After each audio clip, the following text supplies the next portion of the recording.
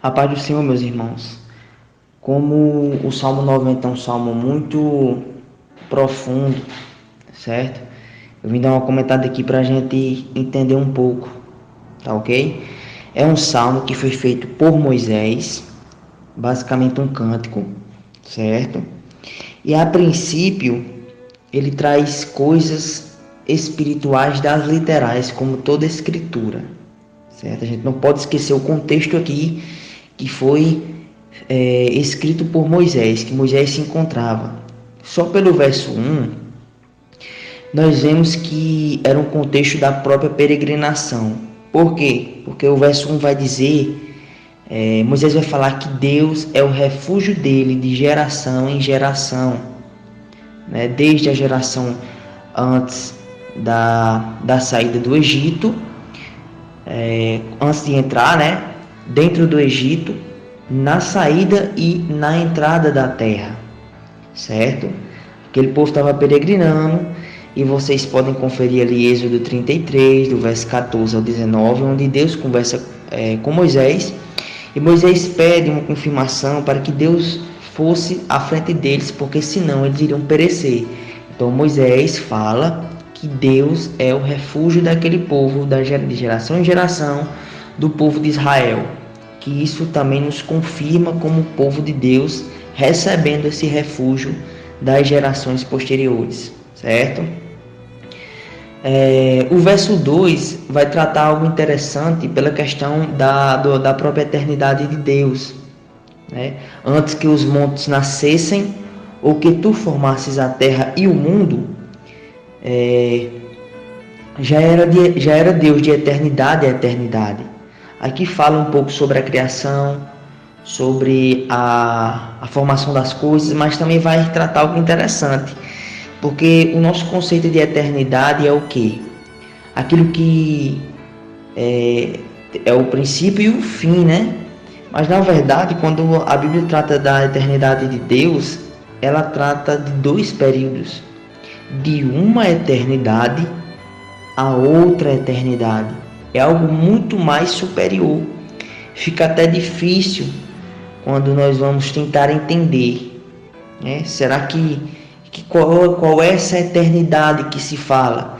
Creio aqui que o próprio nome de Deus, né, aquele que existe, já traz essa simbologia das eternidades contidas nele. Não que foram vários mundos, várias criações, não.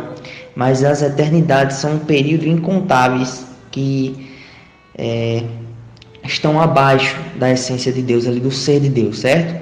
Verso 3, tu reduzes o homem à destruição e dizes, tornai-vos filhos dos homens.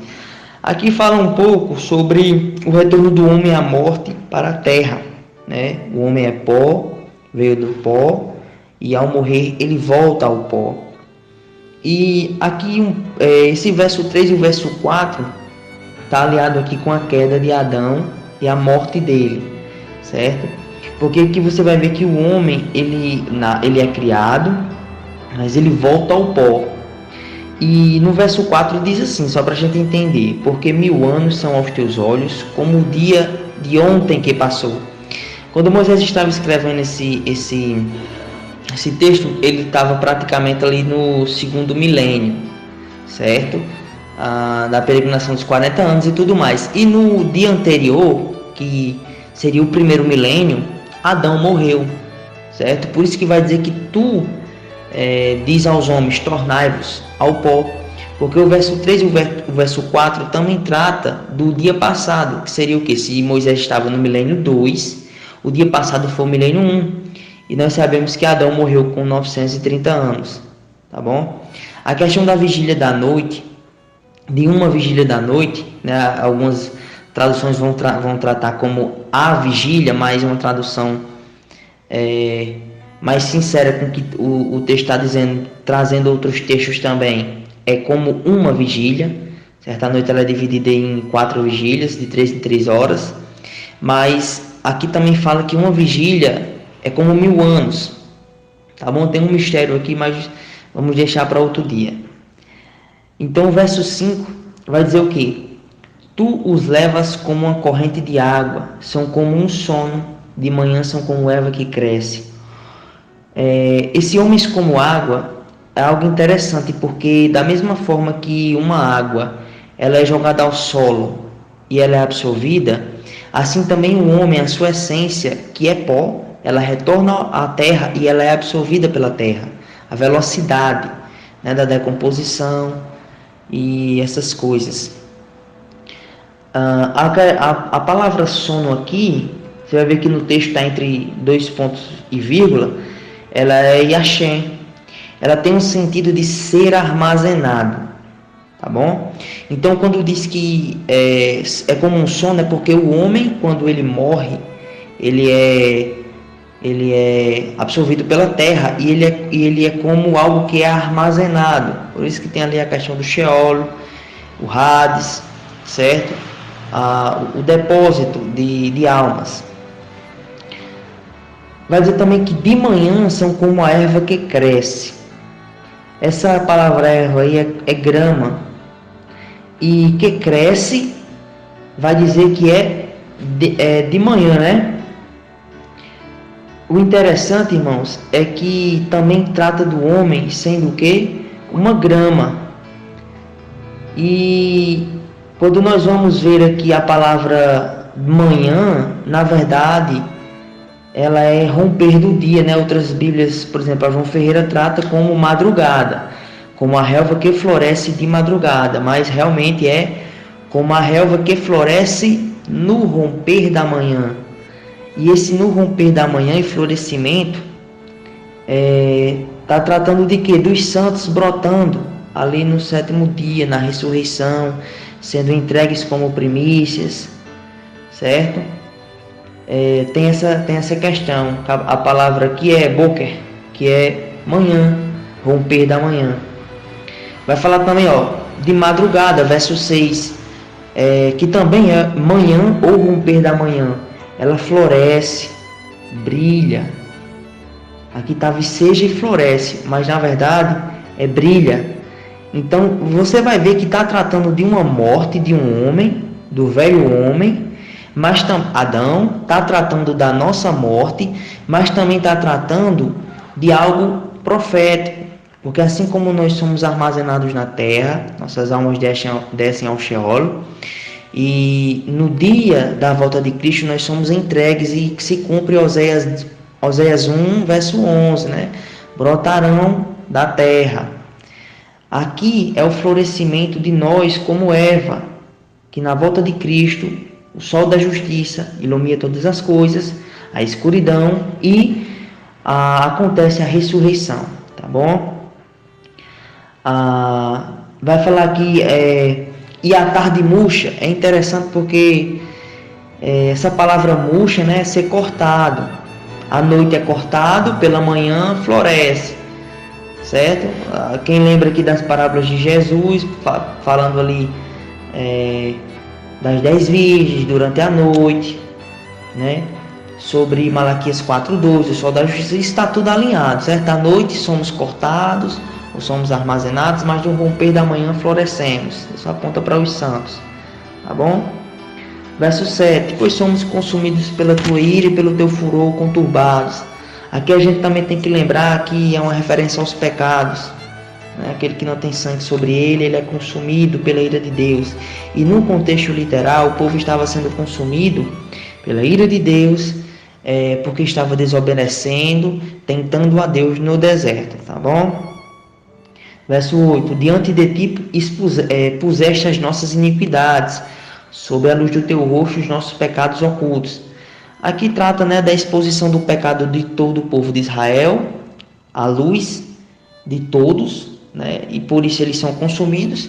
Mas também Paulo cita na verdade Paulo, ele escreve, se não me engano é aos Romanos, que ali no capítulo 2, que Deus vai julgar todas as coisas por meio de Cristo e vai iluminar todos os corações e todos os desejos dos homens, certo? Também está apontando para isso. Verso 9, pois todos os nossos dias se passam na tua ira, acabam-se os nossos anos como um breve pensamento. A palavra pensamento aqui é suspiro. O verso 9 também trata da fragilidade do homem, da fragilidade do povo que não tem Deus, né, e da própria fragilidade da carne. O sentido aqui de suspiro é o que? Algo que é rápido. Ele vem, o Espírito vem sobre o homem, ele nasce, e é tão rápido que quando ele suspira novamente, ele solta o suspiro pela expiração, ele já morreu. Fala da fragilidade da vida. O verso 10 vai tratar algo interessante, vai falar que a vida do homem ele é de 70, ou se um pouco maior, 80 anos. Esse número 70 aqui está apontando para os julgamentos, a escravidão, nós vemos ali o Salmo 70, mas também aponta para a libertação e salvação. O número 70 ele tem essa simbologia, de algo que está sendo julgado, juízo sobre algum povo, sobre as eras, e que esse homem ele morre ali por volta dos 70 anos pela questão do pecado, que é um juízo sobre a carne. Também fala da libertação dos homens, certo? Na ressurreição. E o número 80 aqui, da idade, queria lembrar aos irmãos que provavelmente Josué conquistou a terra de Canaã com 80 anos. Então você vê que há um contraste também para a morte, mas há um contraste para recebimento da promessa. Então isso aqui também aponta para o quê? Para a volta de Cristo, tá bom? A vida do homem, ela estando na sua mortalidade, mas também na sua vivificação, certo? Verso 11 vai falar quem pode conhecer o poder de Deus, falando sobre o poder que Deus tem sobre todas as coisas, como é magnífico. Verso 12, ensina-nos a contar nossos dias para que alcancemos coração sábio. Bom, nós só podemos contar os tempos e contar os nossos dias e ter discernimento a partir de quê? Da palavra, não é isso? A palavra conhecer aqui, na verdade, ensina-nos, yadá, é conhecer. Nós já vemos ali que em Gênesis 4, verso 1, se não me engano, diz que o homem conheceu a mulher, Adão conheceu Eva. Então essa palavra conhecer aqui, ela tem um sentido muito íntimo. Então Moisés ele pede a Deus que ensine-nos a conhecer os dias, para que possam ser sábios. A palavra coração aqui é o que? É o homem interior, a própria alma do homem, certo? A inteligência. Também aponta para o conhecimento dos tempos, que nós não sabemos de fato quando é que Deus vai voltar, que Cristo vai voltar, mas nós temos compreendimento dos tempos, nós estamos alertas, é isso? Verso 14, sacia-nos de manhã com a tua benignidade. Bom, a palavra sacia aqui ela tem sentido de ser farto. Pela manhã nós já sabemos que é a volta de Cristo, na volta de Cristo seremos saciados. E pela tua benignidade aqui é misericórdia, não é isso? A expiação completa. Para quê? Para que todos os dias, falando de eternidade, ou no começo milenar do 7º dia, até entrar na eternidade, vai se cantar júbilo por essa saciação que foi dada pela manhã, tá bom? Verso 15, alegra-nos por tantos dias quanto nos tens afligido, por tantos anos quanto suportamos a adversidade. A gente tem que ver o quê? Que o povo estava peregrinando em busca da promessa, estava passando por tribulações. E isso também aponta para um contexto profético, que da mesma forma que o povo passou, o Israel de Deus passará. Mas, da mesma forma que houve adversidade, houve recebimento de promessa. Da mesma forma que houve pessoas sendo afligidas, o povo de Deus, vai haver o quê? Alegria, tá bom? Aponta tudo para isso. Verso 16, aos teus servos apareçam as tuas obras, e aos seus filhos a tua glória. Ora, o verso 16 aqui, a palavra glória é esplendor. Então nós vemos que realmente é a própria obra de Deus sendo manifesta aos homens. O que? O corpo de Cristo sendo revelado, que somos nós, a glória caindo sobre nós, por meio de Cristo, o encontro de nós, pelo brotar, passado pelos versos passados com Cristo, tá bom? E o verso 17, seja sobre nós a graça do Senhor, e confirma sobre nós as obras das nossas mãos. Essas obras aqui, irmãos, tá falando do que o povo estava fazendo na peregrinação, tá bom? Até a entrada, porque a grande obra que o povo tinha que fazer era o que? Alcançar a terra. Isso vinha o que? Por Deus ir com eles. Então, a confirmação da obra aqui é o recebimento da terra, da terra prometida.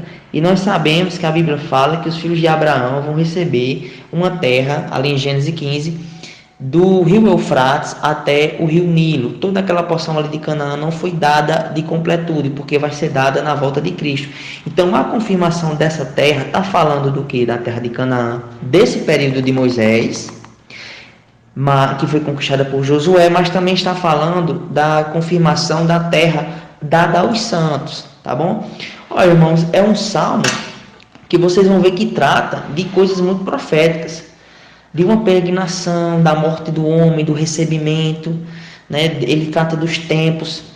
Então a gente tem que entender que os salmos são cânticos totalmente proféticos, espirituais, que Deus ele quer nos mostrar algo. Ele não colocou esses salmos aqui ou inspirou os salmistas a falarem isso por acaso, certo? Eu não entrelacei aqui referências, porque senão o áudio seria longo, mas a gente tem que ter os textos na mente para alinhar, tá bom? Então fiquem na paz de Cristo, meus irmãos.